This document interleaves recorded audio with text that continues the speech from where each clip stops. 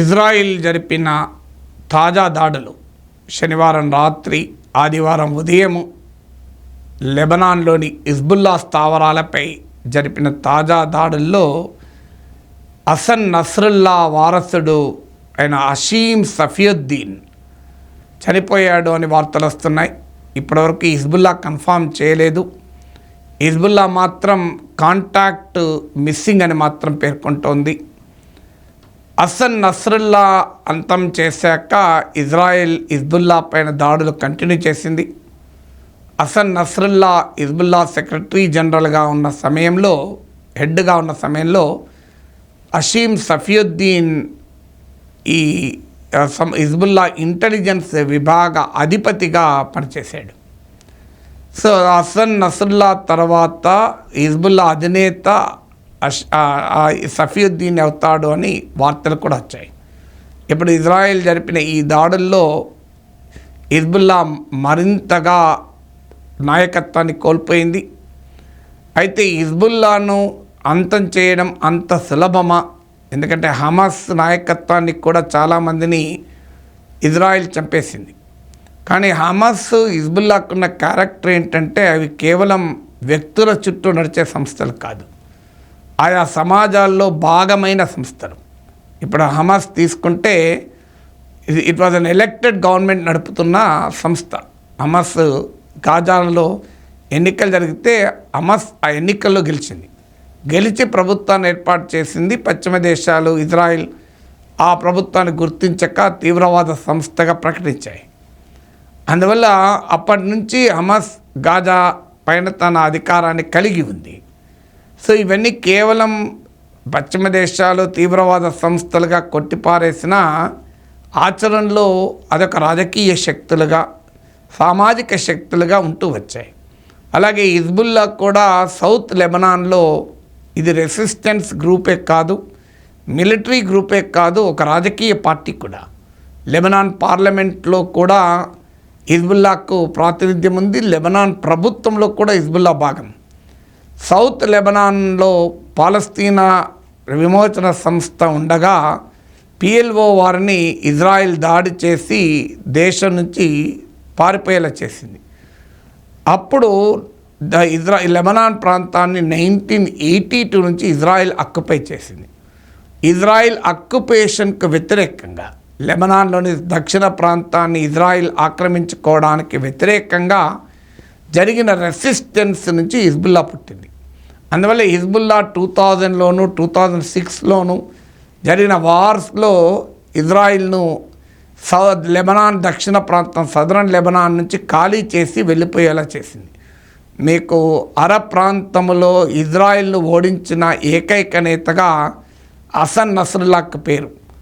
1982లో Israel south Lebanon ఆక్రమించుకుంటే 1992లో Hezbollah అధినేతగా హసన్ నస్రుల్లా ఎన్నికయ్యాడు. 2006 వార్స్లో ఇజ్రాయిల్ను తిప్పికొట్టగలిగింది హిజ్బుల్లా కేవలం ఒక రాజకీయ పార్టీ. నేను ఇంతకుముందు చెప్పినట్టు పార్లమెంట్లో ప్రభుత్వంలో ఉండడమే కాదు, అనేక యాక్టివిటీస్లో స్కూళ్ళు, హిజ్బుల్లా నాయకత్వంలో స్కూళ్ళు నడుస్తాయి, హాస్పిటల్స్ నడుస్తాయి. సో అందువల్ల హిజ్బుల్లా ఒక టెర్రరిస్ట్ ఫోర్స్గా ఇజ్రాయిల్ పశ్చిమ దేశాలు కొట్టిపారేసిన రియాలిటీలో అవి ప్రజల ప్రతిఘటన సంస్థలు, పీపుల్స్ రెసిస్టెన్స్ మూమెంట్స్. వారు అనుసరించే సందర్భాల్లో తమ శత్రువు పైన హింసాయుతంగా అటాక్ చేయవచ్చు. వారు ఇజ్రాయిల్ ఆక్రమణకు వ్యతిరేకంగా జరుగుతున్న పోరాటంలో హింసాయుత పద్ధతులకు కూడా హమాస్ హిజ్బుల్లాలు అనుసరించిన సందర్భాలు ఉండొచ్చు. కానీ ప్రధానంగా అవి పీపుల్స్ రెసిస్టెన్స్ మూమెంట్స్, ప్రజల ప్రతిఘటన ఉద్యమాలు. అందువల్ల ఒకరిద్దరు నాయకుల్ని అంతం చేస్తే అయిపోతుంది అనుకుంటే పొరపాటు. హిజ్బుల్లా సిరియాలో ఎంటర్ అయ్యి అల్-ఖైదా నాయకత్వంపై, అల్-ఖైదా ఫైటర్స్కి వ్యతిరేకంగా కూడా పోరాడింది. సో సిరియాలో అల్-ఖైదా ఫైటర్లను ఓడించి వచ్చిన పేరు కూడా హిజ్బుల్లాకు ఉంది. సో అల్-ఖైదాకు వ్యతిరేకంగా కూడా పోరాడిన చరిత్ర హిజ్బుల్లాకు సిరియా గడ్డపైన ఉంది. అందువల్ల హిజ్బుల్లాకు ఉన్నటువంటి స్వభావం హమాస్తో పోలిస్తే అనేక రేట్లు మిలిటరీగా కూడా శక్తివంతమైన సంస్థ ఇది. సో అందువల్ల హమాస్నే 1 year వార్, ఇప్పుడు రేపటికి October 7th గాజా పైన ఇజ్రాయిల్ యుద్ధం మొదలుపెట్టి హమాస్ దాడుల తర్వాత యుద్ధం మొదలుపెట్టి ఇప్పటికీ 1 year అవుతుంది. ఈ 1 yearలో యునైటెడ్ నేషన్స్ ధృవీకరించిన లెక్కల ప్రకారం సుమారు 42,000 మంది పాలస్తీనీయులు చనిపోయారు, 1,00,000 మందికి పైగా గాయపడ్డారు. ఆ గాజాలో దాదాపు ఇన్ఫ్రాస్ట్రక్చర్ మొత్తం శిథిలమైంది. హమాస్లో ఉన్న లీడర్షిప్లో చాలామందిని ఇజ్రాయెల్ చంపేసింది. ఇస్మాయిల్ హనియే పొలిటికల్ చీఫ్ను కూడా లేపేసింది. ప్రధానంగా శాంతి ఒప్పందం కొరకు చర్చలు జరుపుతున్న నాయకుడు ఇస్మాయిల్ హనియే. సో కానీ హమాస్ను పూర్తిగా అంతం చేయలేకపోయారు. కారణం నేను ఇంతకుముందు చెప్పినట్లు సమాజంలో భాగంగా ఉండడమే. అలాంటప్పుడు హిజ్బుల్లాను ఏ రకంగా ఇజ్రాయెల్ అంతం చేస్తుంది? ఇజ్రాయెల్ను మరో గాజాగా, లెబనాన్ను మరో గాజాగా, హిజ్బుల్లాను మరో హమాస్గా భావించి అటాక్ చేస్తే అసలు హిజ్బుల్లానే అంతం చేయడం అంత సాధ్యమా హమాస్నే చేయనప్పుడు అనే ప్రశ్న ముందుకు వస్తుంది. ఈలోగా ఇరాన్ కూడా రంగంలో దిగింది. ఈ యుద్ధం ఏ స్థాయికి వెళ్తుందన్న ఆందోళన కలుగుతోంది. పశ్చిమ దేశాలు ముఖ్యంగా అమెరికా ఇజ్రాయెల్కు పూర్తి మద్దతు ఇస్తూ వచ్చాయి. ఇప్పటి వరకు కూడా అమెరికా అధ్యక్షుడు బైడెన్ పైకి సీజ్ ఫైర్ కాల్పుల విరమణ జరగాలి అని చెప్తున్నాడు. కానీ అదే సమయంలో ఇజ్రాయెల్కు మిలిటరీ సాయం చేస్తూనే ఉన్నాడు. ఇజ్రాయెల్ను మేము కాపాడుతాం, రక్షిస్తామంటున్నాడు. మళ్ళీ యుద్ధం ఆపండి, కాల్పుల విరమణ పాటించండి అంటూ ఇజ్రాయెల్ ప్రధానమంత్రికి సూచిస్తూనే ఉన్నాడు. అమెరికా సూచనలను కూడా ఇజ్రాయెల్ లెక్క చేయకుండా హమాస్ పైన, గాజా పైన, సౌత్ లెబనాన్ పైన ఇలా వివిధ ప్రాంతాల్లో అటాక్స్ కంటిన్యూ చేస్తూనే ఉంది. అమెరికా ఏమీ చేయలేని పరిస్థితుల్లో ఉంది. అయినా ఇజ్రాయెల్కు సహకారం అందిస్తుంది. 2వ ప్రపంచ యుద్ధం తర్వాత, సెకండ్ వరల్డ్ వార్ తర్వాత ప్రపంచంలో ఏ దేశానికి ఇంత మిలిటరీ సాయం అమెరికా చేయలేదు. ఇది ద హయ్యెస్ట్. $124 బిలియన్ సహాయం చేసిందని అంచనా. కానీ ఆల్రెడీ పశ్చిమ దేశాల్లో కూడా వ్యతిరేకత మొదలవుతుంది. అమెరికాలో గతంలో 50 యూనివర్సిటీస్లో గాజా పైన ఇజ్రాయెల్ మారణహోమాన్ని నిరసిస్తూ ప్రదర్శనలు జరిగాయి అనేక యూనివర్సిటీలో. ఇప్పుడు తాజాగా ఫ్రాన్స్ అధ్యక్షుడు మ్యాక్రాన్ పిలిపించాడు. మేము ఇజ్రాయెల్కు మిలిటరీ సాయం ఆపేస్తున్నామని ప్రకటించాడు. అలాగే కాల్పుల విరమణ తక్షణం చేయాలి, యుద్ధం ఆపాలని కూడా బెంజమిన్ నెతన్యాహుకు పిలిపించాడు. కానీ అదే సమయంలో ఇజ్రాయెల్ మా మిత్రదేశం, ఇజ్రాయెల్ను తనకు తాను రక్షించుకునే హక్కు ఉందని చెప్తూనే ఈ యుద్ధం ఇంకా కొనసాగకూడదు, యుద్ధం ద్వారా ఇజ్రాయెల్కు కూడా భద్రతకు ఏమీ గ్యారంటీ ఉండదు, పొలిటికల్ సొల్యూషనే దీనికి పరిష్కారం అంటూ ఫ్రాన్స్ అధ్యక్షుడు మ్యాక్రాన్ వ్యాఖ్యానించాడు. పారిస్లో 88 ఫ్రెంచ్ స్పీకింగ్ కంట్రీస్ సమావేశం జరిగింది. కెనడా, ఫ్రాన్స్ ఇలా ఫ్రెంచ్ భాష మాట్లాడే ప్రజలున్న కంట్రీస్ 88 కంట్రీస్ హాజరైన సమావేశం కూడా యుద్ధం ఆపమని ఇజ్రాయెల్ ప్రధానికి విజ్ఞప్తి చేశాయి.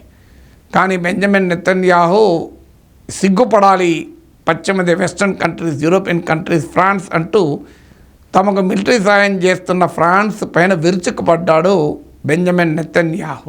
As Israel fights the forces of barbarism led by Iran, all civilized countries should be standing firmly by Israel's side. President Macron and some other Western leaders are now calling for an arms embargo against Israel.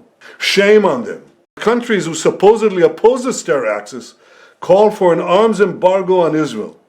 What a disgrace. Israel will fight until the battle is won. మరోవైపు America అధ్యక్ష ఎన్నికల్లో కూడా ఇది కీలక అంశంగా మారుతోంది. Trump అధికారంలోకి వస్తే ఏం జరుగుతుంది అన్నదానికి ట్రంప్ ఒక మాట ఇప్పటికే అన్నాడు. బైడెన్ మాత్రం ఇజ్రాయెల్ దాడి చేయవచ్చు కానీ అణుసదుపాయాలు తప్ప అన్నాడు. న్యూక్లియర్ ఫెసిలిటీస్ని మినహా ఇజ్రాయెల్ ఇరాన్ పైన దాడి చేయవచ్చు అన్నాడు. అందుకే ఇరాన్ ఆయిల్ సప్లైస్ పైన అటాక్ జరుగుతుందో అన్న ఆందోళన కూడా పెరుగుతోంది. అదే జరిగితే ఇరాన్ కూడా ఇతర దేశాల ఆయిల్ సప్లైస్ని అటాక్ చేయవచ్చు అని. ట్రంప్ అయితే అలా కాదు, attack the nuclear facilities of Iran first.